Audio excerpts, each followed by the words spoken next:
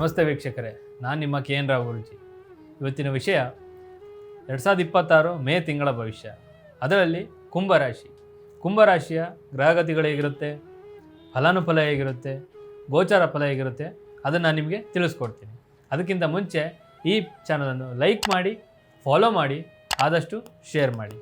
ಗ್ರಹಗತಿಗಳು ಹೇಗಿರುತ್ತೆ ಅಂತಂದರೆ, ರಾಹು 2ನೇ ಮನೆಯಲ್ಲಿ ಶನಿ ಜೊತೆ ಇರೋದರಿಂದ ಕುಟುಂಬದಲ್ಲಿ ಸಣ್ಣ ಪುಟ್ಟ ಭಿನ್ನಾಭಿಪ್ರಾಯಗಳು ಬರ್ತಾ ಹೋಗುತ್ತೆ. ಮತ್ತು ಗುರು 4ನೇ ಮನೆಯಲ್ಲಿ ಸಂಚಾರ ಮಾಡೋದ್ರಿಂದ ಸುಖ, ಶಾಂತಿ ಮತ್ತು ಆಸ್ತಿ ಖರೀದಿಗೆ ಪೂರಕನಾಗಿರ್ತಾನೆ.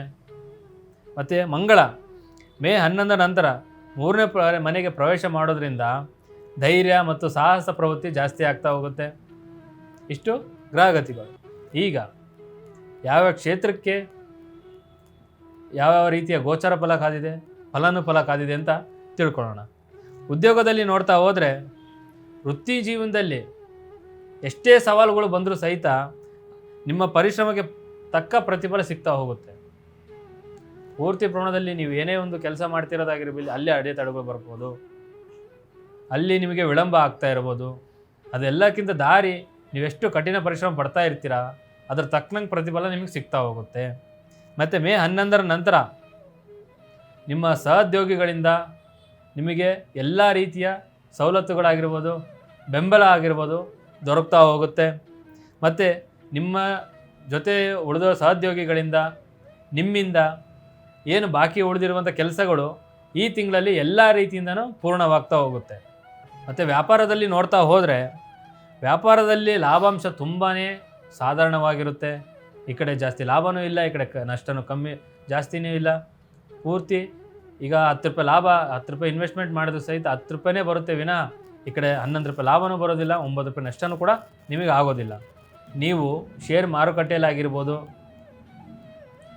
ಇನ್ವೆಸ್ಟ್ಮೆಂಟ್ ಮ್ಯೂಚುವಲ್ ಫಂಡ್ಸಲ್ಲಾಗಿರ್ಬೋದು, ಅನುಭವಸ್ಥರು ಯಾರು ಇರ್ತಾರೆ ಅವರ ಮುಖಾಂತರ ನೀವು ಹೋದಷ್ಟು ಮಾತ್ರ ನಿಮಗೆ ಒಳ್ಳೆಯದಾಗುತ್ತೆ. ಇಲ್ಲಾಂದರೆ ಅಲ್ಲಿ ಹಣದ ಖರ್ಚುಗಳು ಅಥವಾ ಹಣ ಕಳ್ಕೊಳ್ಳುವಂಥ ಚಾನ್ಸ್ಗಳು ತುಂಬಾ ಇರ್ತಾ ಹೋಗುತ್ತೆ. ಸ್ವಲ್ಪ ಜಾಗರೂಕತೆಯಿಂದ ಇರಿ. ಮತ್ತು ಶಿಕ್ಷಣ ವಿಚಾರದಲ್ಲಿ ನೋಡ್ತಾ ಹೋದರೆ ವಿದ್ಯಾರ್ಥಿಗಳಿಗೆ ತುಂಬಾ ಓದಿನ ಆಸಕ್ತಿ ಜಾಸ್ತಿ ಬರ್ತಾ ಹೋಗುತ್ತೆ, ನೆನಪಿನ ಶಕ್ತಿ ಜಾಸ್ತಿ ಬರ್ತಾ ಹೋಗುತ್ತೆ. ಮತ್ತು ಓದುವುದರಲ್ಲಿ ಏಕಾಗ್ರತೆ ಜಾಸ್ತಿ ಬರ್ತಾ ಹೋಗುತ್ತೆ. ಇವರಿಗೆ ಕಲಾತ್ಮಕ ಮತ್ತು ತಾಂತ್ರಿಕ ಕ್ಷೇತ್ರಗಳಲ್ಲಿ ಹೊಸ ಅವಕಾಶಗಳು ಸಿಗ್ತಾ ಹೋಗುತ್ತೆ.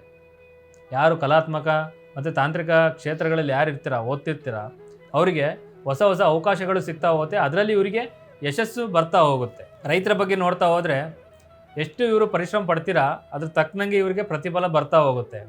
ಯಾವ ರೀತಿಯಪ್ಪ ಅಂತಂದರೆ, ಇವರೆಷ್ಟು ಕೆಲಸ ಮಾಡೋದಾಗಿರ್ಬೋದು, ಇವರು ಬೆಳೆಗಳನ್ನು ಎಷ್ಟು ನೋಡ್ಕೊಳೋದಾಗಿರ್ಬೋದು, ಬೆಳೆಗಳಿಗೋಸ್ಕರ ಇವರು ಎಷ್ಟು ಖರ್ಚು ವೆಚ್ಚಗಳು ಮಾಡೋದಾಗಿರ್ಬೋದು, ಅದ್ರ ತಕ್ಕನಂಗೆ ಇವರಿಗೆ ಬೆಳೆಗಳು ಬರ್ತಾ ಹೋಗುತ್ತೆ. ಮತ್ತು ಇವರಿಗೆ ಹೈನುಗಾರಿಕೆ ಅಥವಾ ಮಿಶ್ರ ಬೇಸಾಯ ಏನು ಮಾಡ್ತಾ ಇರ್ತೀರಾ ಅದರಲ್ಲಿ ತುಂಬಾ ಲಾಭ ಬರುತ್ತೆ. ಕುಂಭರಾಶಿಯವರಿಗೆ ಮೇ ತಿಂಗಳಲ್ಲಿ ಹೈನುಗಾರಿಕೆ ಮತ್ತು ಮಿಶ್ರ ಬೇಸಾಯ ಏನು ಮಾಡ್ತಾ ಇರ್ತೀರಲ್ಲ ಅವರಿಗೆ ಈ ತಿಂಗಳಲ್ಲಿ ತುಂಬಾ ಲಾಭ ಬರ್ತಾ ಹೋಗುತ್ತೆ.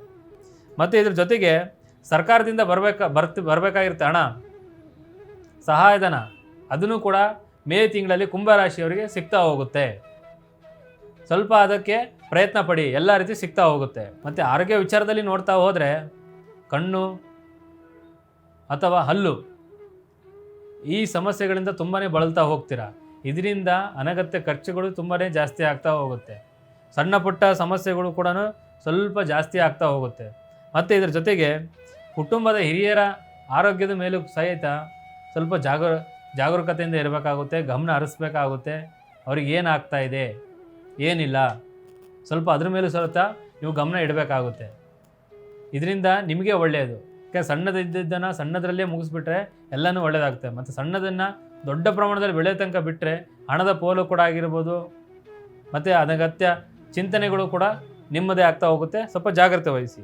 ಪ್ರೀತಿ ಪ್ರೇಮ ವಿಚಾರದಲ್ಲಿ ನೋಡ್ತಾ ಹೋದರೆ ಇವರಿಗೆ ಮಿಶ್ರ ಫಲಗಳಿದೆ.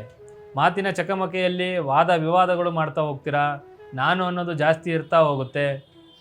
ಇದರಿಂದ ಇಬ್ಬರು ಸಂಬಂಧಗಳು ಕಟ್ಟಾಗ್ತಾ ಹೋಗುತ್ತೆ. ಇಬ್ಬರು ಕೂಡ ದೂರ ಆಗುವಂಥ ಚಾನ್ಸ್ಗಳು ತುಂಬಾ ಇದೆ.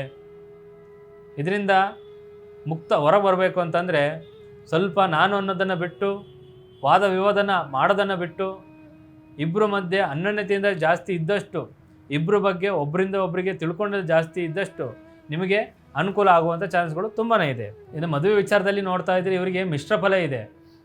ಯಾಕಂದರೆ ನೀವು ಲವ್ ಮಾಡಿರ್ತೀರ, ಮನೇಲಿ ಹೇಳ್ತೀರ, ಅದೂ ಆಗೋದಿಲ್ಲ.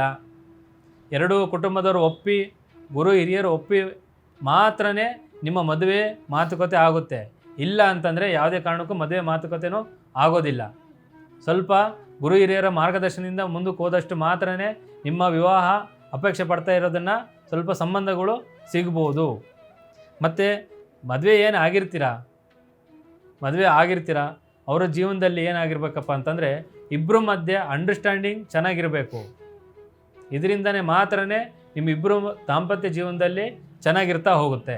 ಹಣಕಾಸಿನ ವಿಚಾರದಲ್ಲಿ ನೋಡ್ತಾ ಹೋದರೆ ಹಣದ ಅರಿವು ತುಂಬಾ ಚೆನ್ನಾಗಿದ್ದರೂ ಸಹಿತ ಕುಟುಂಬದ ಅಗತ್ಯಗಳಿಗೆ ಅಥವಾ ಆಸ್ತಿ ಅಭಿವೃದ್ಧಿಗಾಗಿ ಹಣದ ಖರ್ಚು ಜಾಸ್ತಿ ಮಾಡ್ತಾ ಹೋಗ್ತೀರ. ಇದರಿಂದ ಹಣದ ಖರ್ಚು ಜಾಸ್ತಿನೇ ಆಗುತ್ತೆ ವಿನ ಕಡಿಮೆ ಅಂತೂ ಆಗೋದಿಲ್ಲ. ಉಳಿತಾಯ ಕಡೆ ಗಮನ ಇಟ್ಟಷ್ಟು ನಿಮಗೆ ತುಂಬಾ ಆಗ್ತಾ ಹೋಗುತ್ತೆ. ಯಾಕಂದರೆ ಕುಟುಂಬಕ್ಕೋಸ್ಕರ ಖರ್ಚು ಮಾಡಲೇಬೇಕಾಗುತ್ತೆ. ಆಸ್ತಿ ಖರೀದಿ ಮಾಡಬೇಕಂದ್ರೆ ಹಣ ಖರ್ಚು ಮಾಡಲೇಬೇಕಾಗುತ್ತೆ. ಇದರಿಂದ ನಿಮಗೆ ಹಣದ ಖರ್ಚುಗಳು ಜಾಸ್ತಿ ಆಗ್ತಾ ಹೋಗುತ್ತೆ.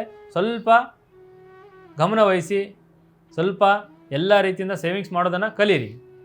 ಇನ್ನೂ ಇದಕ್ಕಿಂತ ಸಮಸ್ಯೆಗಳು ನಿಮ್ಮಲ್ಲಿ ಜಾಸ್ತಿ ಕಾಡ್ತಾ ಇದ್ದರೆ ಪ್ರತಿ ಬುಧವಾರ ವಿಘ್ನೇಶ್ವರನ ಆರಾಧನೆಯನ್ನು ಮಾಡಿ ನಿಮ್ಮ ಸರ್ವ ಸಂಕಷ್ಟಗಳು ದೂರ ಆಗ್ತಾ ಹೋಗುತ್ತೆ. ಇದರ ಜೊತೆಗೆ ನಿಮ್ಮಲ್ಲಿ ಏನೋ ಜಾಸ್ತಿ ಸಮಸ್ಯೆಗಳು, ಗೊಂದಲಗಳು, ಕಿರಿಕಿರಿಗಳು, ಮನಸ್ತಾಪಗಳು ಆಗ್ತಾಯಿದ್ದರೆ ಒಮ್ಮೆ ನಮ್ಮನ್ನು ಸಂಪರ್ಕಿಸಿ. ಸರ್ವೇ ಜನ ಸುಖಿನೋ ಭವಂತು.